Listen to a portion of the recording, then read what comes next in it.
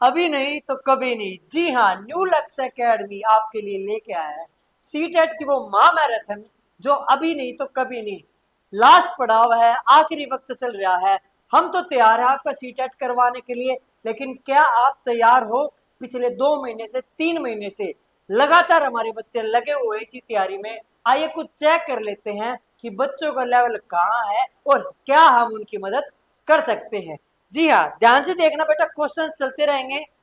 पहले क्वेश्चन आपकी स्क्रीन पे आ गया है, ध्यान से देखना, जितने जल्दी हो उसके जवाब भी देना, क्योंकि बात यहाँ पे ठीक करने की नहीं है, बात यहाँ पे स्पीड से करने की है। जी हाँ, ध्यान से देखना, पहला क्वेश्चन है, प्याजे के अनुसार, मैं कलर चेंज कर लेता हूं बेटा, प्याजे के अनुसार गुणात्मक रूप से 4 विभिन्न अवस्थाएं हैं।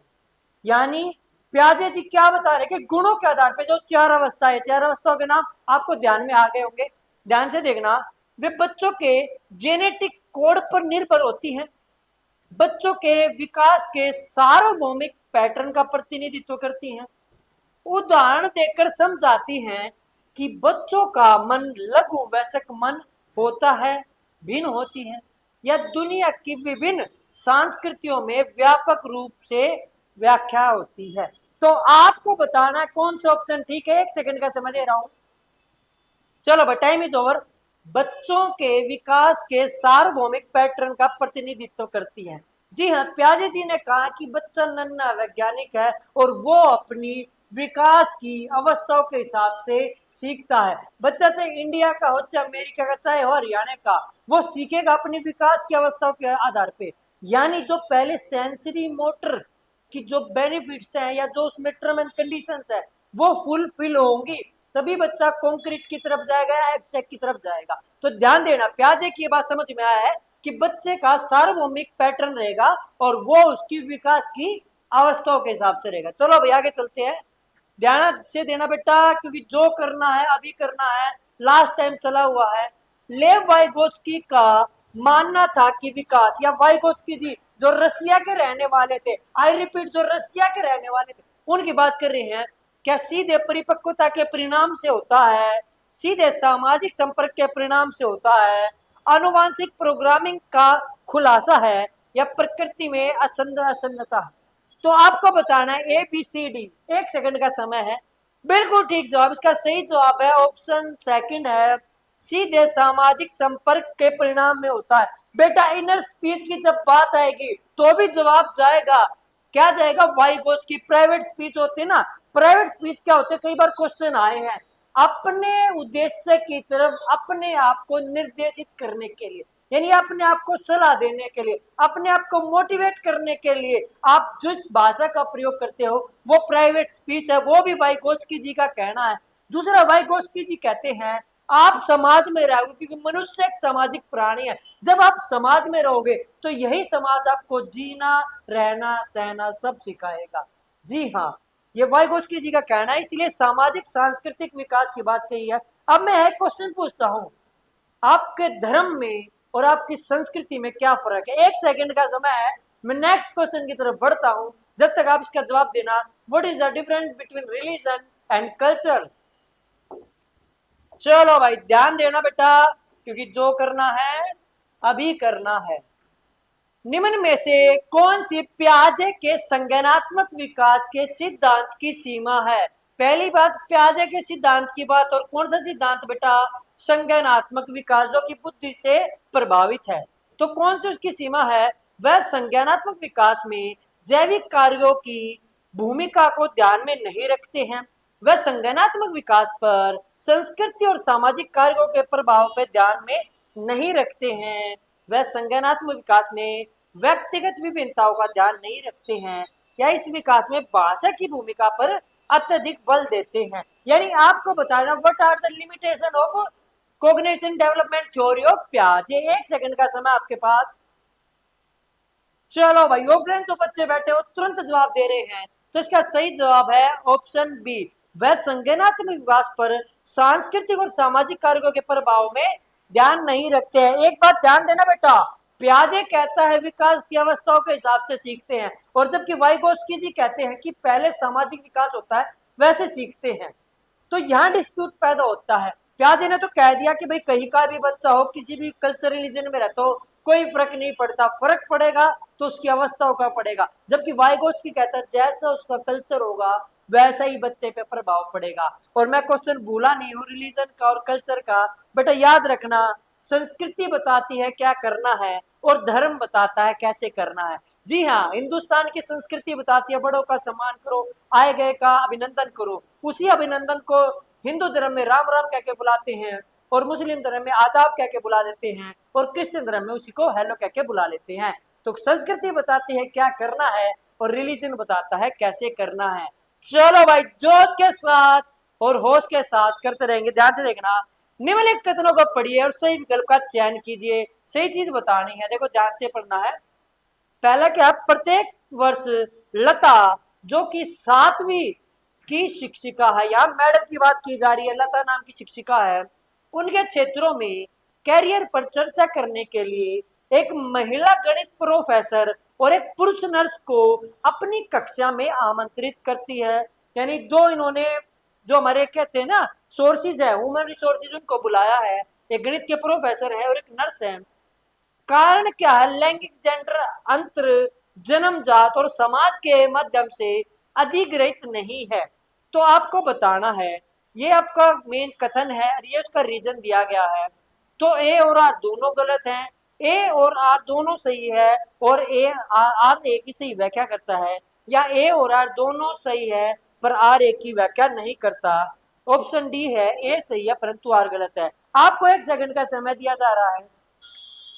बिल्कुल ठीक, इसका सही जवाब है ऑप्शन चौथा, ए सही है परंतु आर गलत है। यानी ए में क्या है, प्रत्येक लता और इनको बुलाया जाता है। कारण क्या बताया कि लैंगिक अंतर जन्मजात और समाज के माध्यम से अध्ययन अधिगत नहीं होते। जबकि आप देखते हो कि समाज का प्रभाव जेंडर पे पड़ता है, क्योंकि सेक्स एक बायोलॉजिकल टर्म है जबकि जेंडर एक सोशल टर्म है। जी हाँ, सोशल टर्म अगर आ जाए तो वो जेंडर है। यानी जेंडर का रोल क्या है, वहां के सामाजिक परिवेश के आधार पे देखने को मिलता है। नॉर्थ ईस्ट का देखोगे आप, वहां थोड़ा अल्चर है जेंडर का रोल, और आप नॉर्थ इंडिया की तरफ देखोगे यहाँ जेंडर का रोल अलग है, तो बिल्कुल उसका प्रभाव पड़ता है। तो इसका ऑप्शन था डी। चलो भाई आगे चलते हैं, ध्यान से देखना। ऑफलाइन बच्चे भी भीड़ में खचाखच भरे हुए हैं और ऑनलाइन भी जबरदस्त चुस्ती के साथ है। ध्यान से देखना, निम्न में से कौन सा प्रश्न बच्चों के समालोचनात्मक व रचनात्मक चिंतन को बढ़ावा देता है। बेटा सीटेट की बात हो तो कुछ मेन पॉइंट्स होते हैं, अच्छी चीज बतानी है या गलत चीज बतानी है। यहाँ पे अच्छी चीज बतानी है जो बढ़ावा देती है। ध्यान से देखना, आपके देश में कुल कितने राज्य है, कितनी राजधानी है, क्या ये ज्यादा बढ़ावा देंगे, या आपके देश का नाम, मानचित्र और उसकी भौगोलिक स्थिति क्या है, आपके शहर में पानी कहाँ से आता है, पानी के बचाव के लिए सबसे अच्छा तरीका कौन सा हो सकता है। तो बच्चों के जो सलोचनात्मक और रचनात्मक क्रिएटिव आइडिया को पैदा करेगा वो क्या ऑप्शन है, इसमें ज्यादा टाइम देने की जरूरत ही नहीं है, ऑप्शन डी। जी हाँ, ऑप्शन डी, पानी के बचाव के लिए सबसे अच्छा तरीका कौन सा हो सकता है। यह बच्चे को कुछ क्रिएटिव थिंकिंग या उसको अपने चिंतन पे चिंतन, मेटाकोग्निशन करने का मौका देगा। चलो भाई आगे चलते हैं। मुझे पता है मेरी थोड़ी स्पीड ज्यादा है क्योंकि टाइम कम बचा है और काम बहुत ज्यादा है, और वैसे ही बड़ा इरादा है न्यू लक्ष्य एकेडमी। समावेशी शिक्षा में क्या शामिल है, इंक्लूसिव एजुकेशन की बात की जा रही है।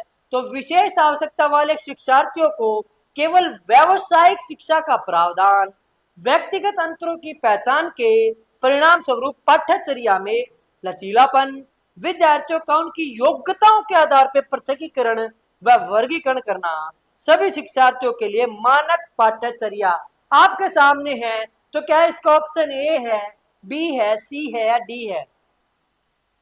बेटा ज्यादा इसमें अटकने की दिक्कत ही नहीं थी। देखो भाई ये है ऑप्शन बी, ध्यान से देखना, व्यक्तिगत अंतरों की पहचान के परिणाम स्वरूप पाठ्यचर्या में लचीलापन। यहाँ जो शब्द आया है लचीलापन, वो अपने आप में ही कहते ना गागर में सागर भरने वाली बात है।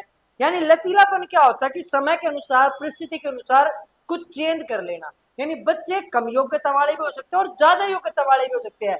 तो जैसा देश हो वैसा परिवेश हो और इस हिसाब से अपने आप एडजस्ट करना ही क्या है, समावेशी शिक्षा की सबसे बड़ी पहचान है।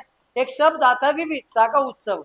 जी हाँ, समावेशी शिक्षा विविधता का उत्सव बनाती है। चलो आगे देखो, समालोचनात्मक चिंतन में परिमाण की क्या भूमिका होती है? ध्यान से देखना बेटा।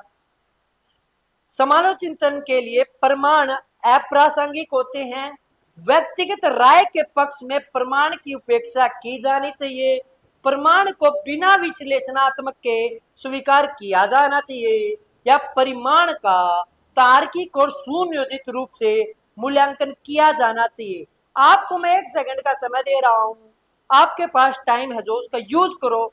आप पॉइंट निकालो, की पॉइंट निकालो, कौन सा पॉइंट अच्छा है और कौन सा पॉइंट नेगेटिव की तरफ जा रहा है।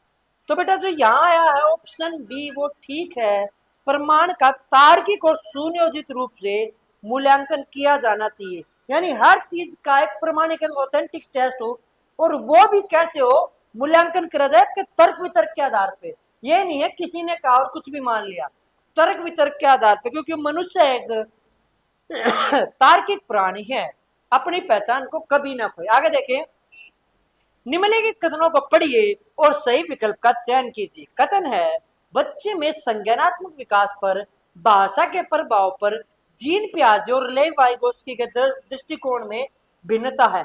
यानी जो भाषा के विकास की बात कर रहे हैं, वाइगोस्की जी के कुछ अलग कमेंट्स हैं और पियाजे के कुछ अलग कमेंट हैं। तो कारण क्या है? खोज अधिगम में शिक्षक अवसर प्रदान करता है और विद्यार्थी स्वयं जानकारी प्राप्त करने के लिए उन्मुख होता है। तो ऑप्शन 4 आपके सामने है। 1 सेकंड का समय बेटा ध्यान से देखना। देखो बेटा, जहां तक देख रहे हो कि बात तो दोनों ही ठीक है, लेकिन जो नीचे वाली बात है ना, तो पियाजे के संज्ञानात्मक विकास को बताता है, न वाइगोस्की के सोशल कल्चर डेवलपमेंट को बताता है। जी हाँ, बात दोनों ठीक है लेकिन कारण अलग है। ध्यान से देखना, ऑप्शन सी आपका सही है। ए और आर दोनों सही है, परंतु आर ए की सही व्याख्या नहीं करता। चलो भाई आगे चलते हैं। फिर वही कथन कारण है, बच्चों के बीच विकासात्मक दरों में अधिक भिन्नता मौजूद होती है। कारण क्या है? विकासात्मक अंतर अनुवांशिक और अनुभवात्मक विविधताओं की जटिल अंतक्रिया के लिए अनिवार्य है।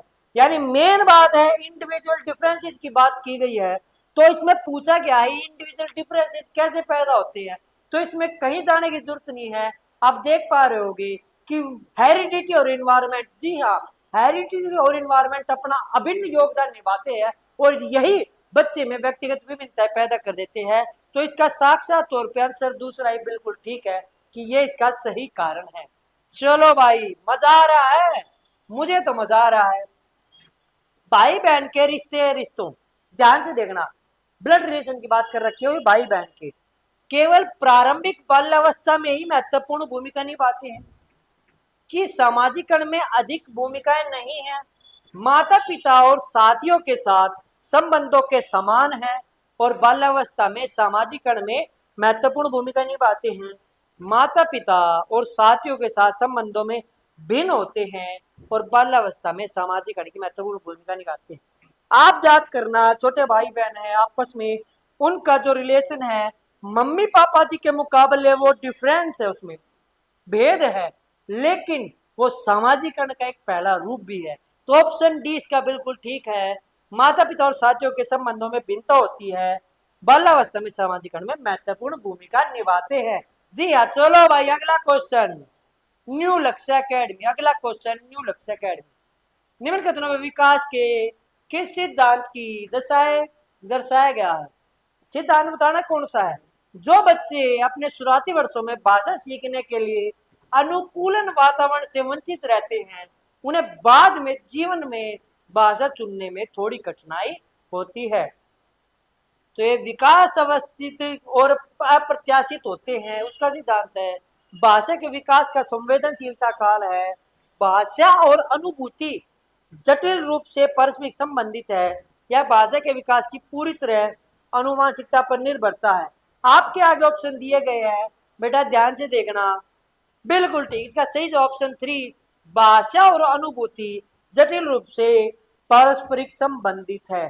जी हाँ, आपका जो एक्सपीरियंस रहा है, आप याद करना, आपकी मदर टंग है जिसको आप कहते हो, आपने कहीं पढ़ना नहीं सीखा हो लेकिन आपको वो बोलनी अच्छे से आती है, क्यों आती है? क्योंकि उसका आपने अर्जन किया है, और अर्जन होता है आपके परिवेश से, तो वो आपके अनुभवों पे आधारित है। तो भाषा और अनुभव पे बहुत डायरेक्ट रिलेशन है। तो जिसको अच्छे अनुभव नहीं मिल पाए उस टाइम पे, वो आगे दिक्कत पैदा करेंगे। चलो भाई आगे चलते हैं न्यू लक्ष्य अकेडमी पर। ध्यान से देखना बेटा, निम्न कथनों को पढ़िए और सही विकल्प का चयन कीजिए। शिक्षकों को संकल्पना को मजबूत करने के लिए विद्यार्थियों को अपने स्वयं के संकल्पना के उदाहरणों और गैर उदाहरणों की पहचान करने के लिए कहना चाहिए। कारण क्या दिया है? उदाहरणों के बारे में सोचने से संकल्पना को मजबूत किया जाता है, जबकि गैर उदाहरण विद्यार्थियों को भ्रमित करते हैं। ऑप्शन चारों आपके सामने है, 1 सेकंड का समय है। चलो भाई, आप बिल्कुल दोनों बातें बिल्कुल ठीक है, आप देख पा रहे होगे ए और आर दोनों सही है और इसकी सही से व्याख्या करता है। चलो भाई आगे चलते हैं, ध्यान से देखना बेटा, क्योंकि ये कमी करके तो आगे भी कमी आएगी। अधिगम के सामान्य सिद्धांत बताते हैं कि विद्यार्थी बेहतर रूप से सीखते हैं यदि शिक्षक, यानी आप शिक्षक के रोल की बात आई है, पहले अवधारणा का संपूर्ण रूप से परिचय दे और फिर उसके बारीकियों पर आए। पहले तर्क और कारण के संदर्भ में अवधारणाओं पर चर्चा करे और फिर विचारों के सत्यापन करने के अवसर दे। पहले चर्चा करे, उसके बाद विद्यार्थियों को ना पता और उस पर आए जहां विद्यार्थियों को पहले से जानते हैं। पहले अवधारणा को उसके प्रतीकात्मक रूप से प्रस्तुत करे और फिर उसके भौतिक रूप पर आए। तो 4 ऑप्शन आपके सामने हैं, इसका सही जवाब क्या है देखना बेटा। बिल्कुल ठीक बात, सही आंसर है ए। ध्यान से देखना, क्वेश्चन ऑप्शन क्या है? पहले अवधारणा का संपूर्ण रूप से परिचय दे और फिर उसकी बारीकियों पे आए। तो होल टू माइक्रो तक चला गया है, मैक्रो टू माइक्रो की बात आ गई है, होल टू पार्ट की बात आ गई है। यानी पहले मोटे तौर पे बताओ और फिर उसकी बारीकियों पे लेके आओ। जैसे पहले आप पेड़ दिखाओ, पेड़ कैसे, ये देख लेंगे पेड़ भाई कैसे चल रहा है। अब उसकी बारीकियों में बीज के अंदर तना, तने के अंदर क्या फंक्शनिंग है, जाइलम का क्या काम है, फ्लोएम का क्या काम है, फिर उसकी बारीकियों पे आप आओगे। टेक्निकल टीम पानी पिला दे भाई एक बार, मजा आ जाएगा। एक शिक्षिका अपने विद्यार्थियों को अधिसंज्ञानात्मक कौशल विकसित करने में मदद करना चाहती है, तो निम्न में से कौन सी रणनीति प्रभावी होगी? विद्यार्थियों को याद करने के लिए पाठ सौंपना और उन्हें पाठ्य पुस्तक से जानकारी दोहराने के लिए प्रस्तुत करना। तो दोहराना तो बहुत गलत है। विद्यार्थियों को सभी सीखने के कार्यों के लिए विस्तृत और निर्देश प्रदान करना, चलो ये अच्छी बात है। विद्यार्थियों को प्रोत्साहित करना कि वे स्वयं अपने अधिगम पर चिंतन करें और अपनी प्रगति का मूल्यांकन करें, वेरी गुड पॉइंट। विद्यार्थियों को अभिप्रेरित करने के लिए लगातार ग्रेड और प्रतिपुष्टि, ये भी गलत है। तो आपके सामने बहुत अच्छे अच्छे पॉइंट है, लेकिन जो ऑप्शन सी है वो सबसे अच्छा है, क्योंकि इसमें क्या मोटिवेशन भी आ गया है, सेल्फ असेसमेंट भी आ गया, तो बच्चे अपनी गति से सीख रहे हैं। चलो भाई आगे चलते हैं, ध्यान से देखना बेटा। समावेशन के संदर्भ में पाठ्यचर्या सीखने की अपेक्षाएं डैश समान है जबकि डैश में भिन्न है। गतिवर्धन या संवर्धन, संशोधन या समायोजन, समायोजन या संशोधन या संवर्धन और गतिवर्धन आपके सामने दिखाया गया है। उसका सही जवाब है ऑप्शन जो दूसरा बेटे गलत लिख दिया गया है, संशोधन और समायोजन। समावेशन के संदर्भ में पाठ्यचर्या सीखने की अपेक्षाएं डैश समान है जबकि डैश में भिन्न है। बेटा यहाँ कुछ गड़बड़ लग रही है मुझे, ये ठीक है बेटा इसका। तो वे किसमें समायोजन, समायोजन मैं लिख देता हूं, में समान है जबकि संशोधन में क्या है, भिन्न है। समावेशन की बात करिए, पाठ्यचर्या जो सीखने उसकी अपेक्षा है, समायोजन में तो बराबर है जबकि संशोधन होने में भिन्न है। जी हाँ, अब देखो क्या हो रहा है, बहुत अच्छी बात हो रही है। आगे देखना, निम्न में से कौन सा समूह उन विशिष्टताओं पर सही ढंग से उल्लेख करता है जो प्रतिभाशाली विद्यार्थियों और कक्षा में अन्य विद्यार्थियों के बीच आमतौर पे भिन्न होते हैं। यानी इंटेलिजेंट और अन्य बच्चों की बात आ गई है, ध्यान से देखना। समझ की अग्रवर्ती गहनता, सीखने की तेज गति, समझ के लिए दूसरों पे अधिक निर्भरता, शारीरिक विकास की तेज गति।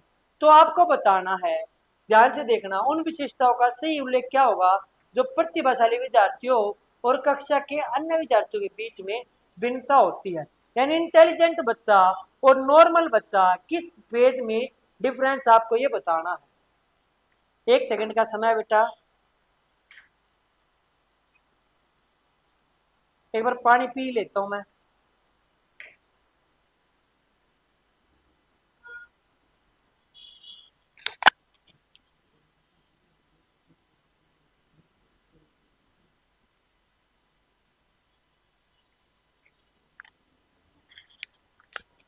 चलो भाई आगे देखना बेटा। तो इसका सी ऑप्शन बी। देखो समझ की अग्रवर्ती गहनता, बिल्कुल जो इंटेलिजेंट बच्चा है उसकी समझ में तो अग्रवर्ती वो आगे ही रहेगा अपने आप में। सीखने की तेज गति, बिल्कुल ठीक बात है। जो इंटेलिजेंट है, जिसके अंदर ऐसे केमिकल काम करते हैं दिमाग में जो तुरंत कैच करते हैं, तो सीखने में भी तेज रहेगा। समझ के लिए दूसरों पर अधिक निर्भरता, ना भाई ऐसी कोई है नहीं। शारीरिक विकास की तेज गति, शारीरिक विकास की तेज गति, वैसे ही अच्छी बात है पर यहाँ ये नहीं हो पाएगा। तो यहाँ ऑप्शन आपको जो दूसरा है ए और बी आपका बिल्कुल ठीक है, जो इंटेलिजेंट बच्चे और नॉर्मल बच्चों में डिफरेंस पैदा करता है। जी हाँ आगे देखना बेटा।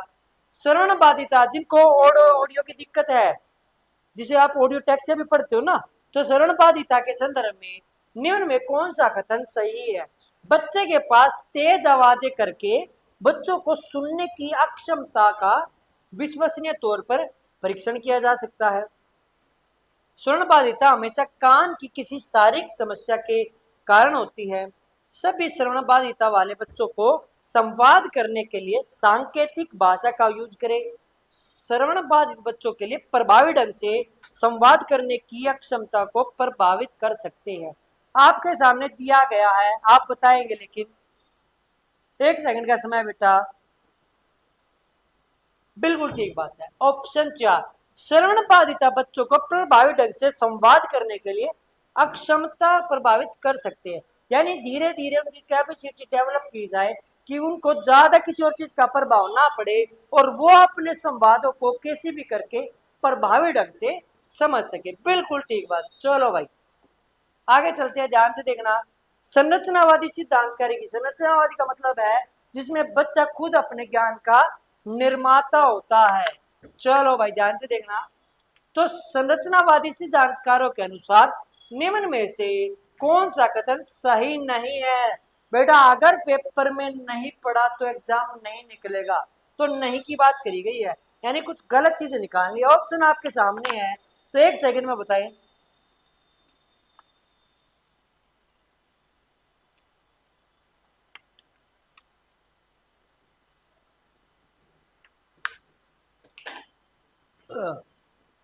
बिल्कुल इसका आंसर है प्रभावी अधिगम सुनिश्चित करने के लिए शिक्षार्थियों को बाहरी रूप से प्रेरित करने की आवश्यकता। जबकि जो संरचनावादी सिद्धांतकारी होते हैं वो ये बताते हैं बच्चे को किसी चीज की जरूरत नहीं है, बच्चा खुद अपना निर्माण करता जाएगा, बस अपनी स्टेजेस को ध्यान रखते हुए। चलो भाई आगे। बहुलवादी और बहुविध ये गलत है। शिक्षार्थी अपने सामाजिक और सांस्कृतिक संदर्भ में ज्ञान की रचना करता है, ये भी ठीक है, मतलब ये भी ठीक है। और ज्ञान व्यक्ति परक है, ये भी बिल्कुल ठीक है। चलो भाई आगे चलते हैं। न्यू लक्ष्य एकेडमी पर ध्यान से देखना बेटा। जटिल समस्याओं से जूझ रहे अमन की समस्या समाधान कौशल विकसित करने में एक शिक्षक किस प्रकार से मदद कर सकता है।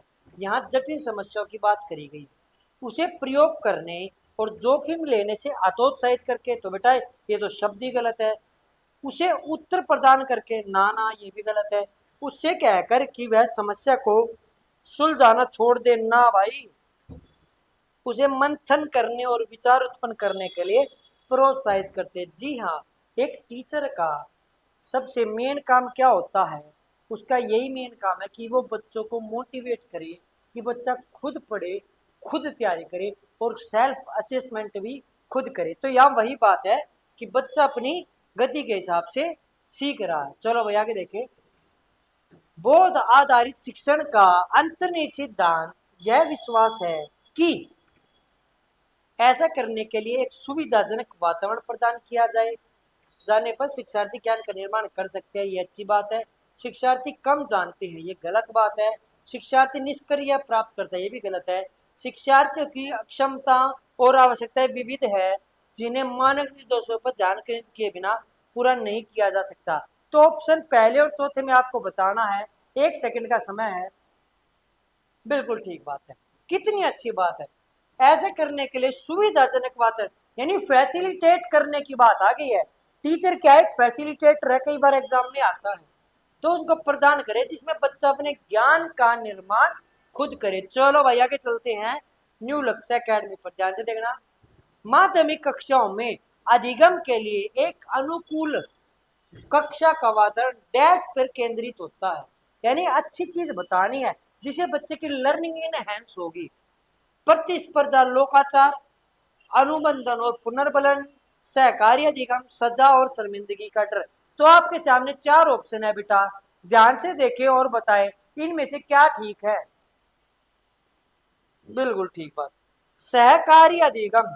सहकारी क्या होता है, जब एक सब पीयर वाली लर्निंग की बात है, जब बच्चे खुद अपने ग्रुप्स में सीख रहे हैं, खुद मोटिवेट होकर काम कर रहे हैं, वो अधिगम का एक अच्छा माध्यम बन सकता है। चलो भाई आगे चलते हैं। वह विद्यार्थी जो पठन वैकल्य से जूझ रहा है को पढ़ना सिखाया जा सकता है। यहाँ डिसलेक्सिया की बात है बेटा, डिसलेक्सिया की बात की गई, ध्यान से देखना। सुधारात्मक पठन सुनिश्चित करने के लिए सख्त दंड का उपयोग करना, ये तो पहले ही गलत है।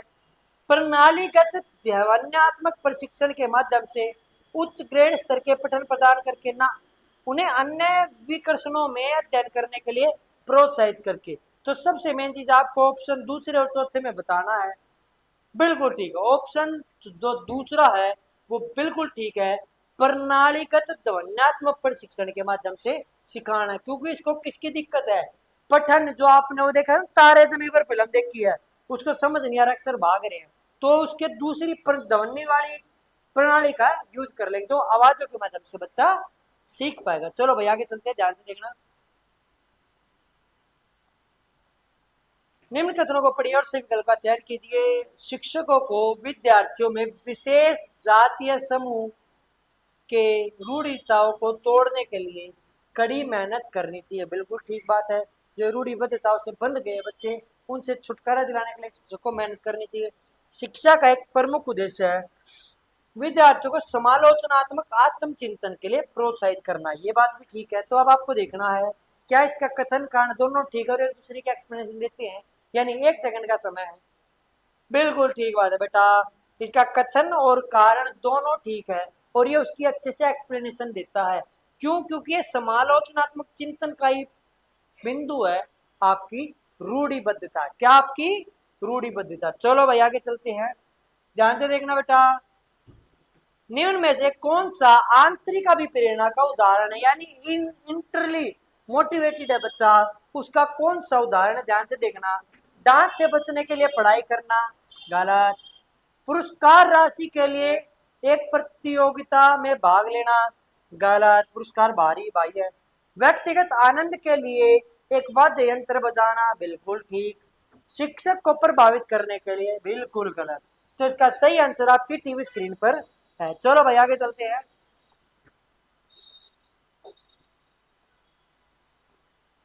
एक प्रगतिशील कक्षा में विद्यार्थी, अब बात आ गया प्रगतिशील कक्षा की, प्रोग्रेसिव जो क्लासरूम है उसमें बच्चे की बात है। अधिक प्रश्न नहीं पूछते, गलत। शिक्षक से प्रश्न पूछते हैं, ठीक। एक दूसरे से प्रश्न पूछते हैं, ठीक। स्वयं से प्रश्न पूछते हैं, ये भी ठीक हो सकता है। तो आपको बताना है इसका सही जवाब क्या है, आपकी टीवी स्क्रीन पे दिया गया है, तो देखते हैं।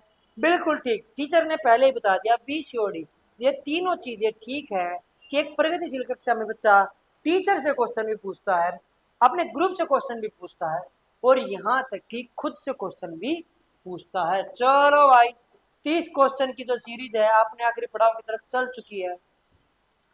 पुल्लिंग या स्त्रीलिंग होने से जुड़ी अपेक्षाओं को और इन्हें सीखा जाता है, क्या कहा जाता है, यानी पुल्लिंग और स्त्रीलिंग के क्या क्या रोल्स है, क्या जेंडर रोल्स है, क्या उनके योगदान है, उसको सीखना क्या कहलाता है, ध्यान से देखना।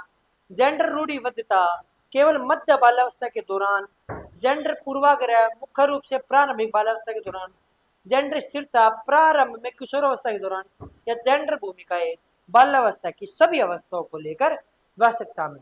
तो आपकी स्क्रीन पे इसका आंसर दिया गया है, लेकिन आपको चुनना इसका क्या है, तो इसका आंसर है डी, जेंडर भूमिका। यानी ये क्या, जेंडर की भूमिकाएं हैं, और बाल्यावस्था के सभी स्टेज पे धीरे धीरे जैसे बच्चा देखता है, जेंडर के रोल देखता है, और वैसे इसको सीखता चला जाता है। जी हाँ, आगे चलना भाई।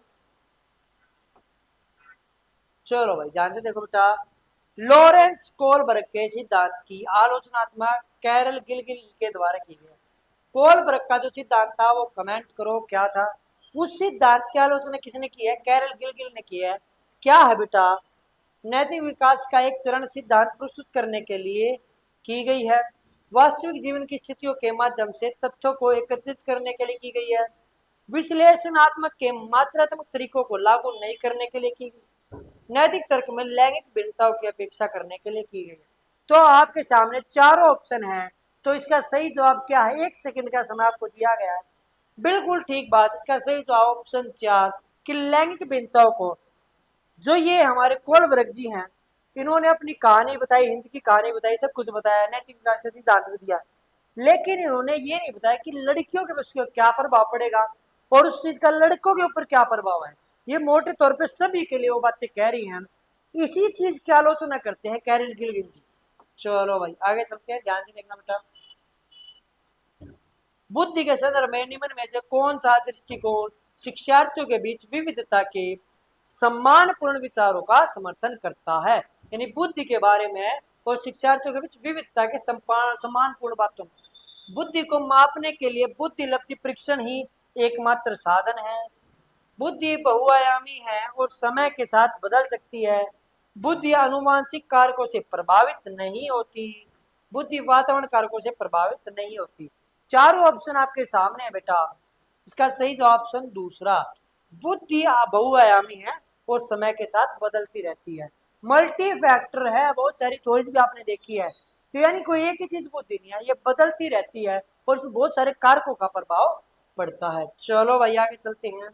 आज का लास्ट क्वेश्चन आपकी टीवी स्क्रीन पे, क्वेश्चन बहुत ध्यान से सुनना, देखता हूँ कौन सा बच्चा सबसे पहले बताएगा। निम्न में से किसने सामान्य बुद्धि की अवधारणा की आलोचना की और बुद्धि का एक वैकल्पिक सिद्धांत प्रस्तुत किया, यानी जिसको जी फैक्टर कहा गया है उसकी आलोचना की है और बुद्धि का एक वैकल्पिक सिद्धांत प्रस्तुत किया। क्या वो वाइगोत्स्की है, चार्ल्स पियरमैन है, हॉवर्ड गार्डनर है या जीन पियाजे हैं। आज का लास्ट क्वेश्चन आपकी टीवी स्क्रीन पे ध्यान से बेटा। जी हाँ, इसका सही जवाब है हॉवर्ड गार्डनर। गार्डनर का बहुबुद्धि का सिद्धांत आपने पढ़ा भी होगा, भाषाई बुद्धि, बहुत सारी बुद्धियों के बारे में बताया गया। तो इन्होंने जी फैक्टर को हटा के अपने बहुत सारे फैक्टर्स को निकाला है कि इसी फैक्टर का प्रभाव इसी क्षेत्र में जाने वाले लोग के ऊपर पड़ेगा। तो मेरे प्यारे बच्चों, बड़े रहो, डटे रहो, ऐसे ही जी जान लगा के तैयारी करो, क्योंकि सीटेट तो चुन्नू मुन्नू है, हमारा लक्ष्य तो बहुत बड़ा है। तो जो करना है अभी करना है, इसके बाद तो बहुत कुछ करना है। लगे रहो, डटे रहो। जय हिंद, जय भारत।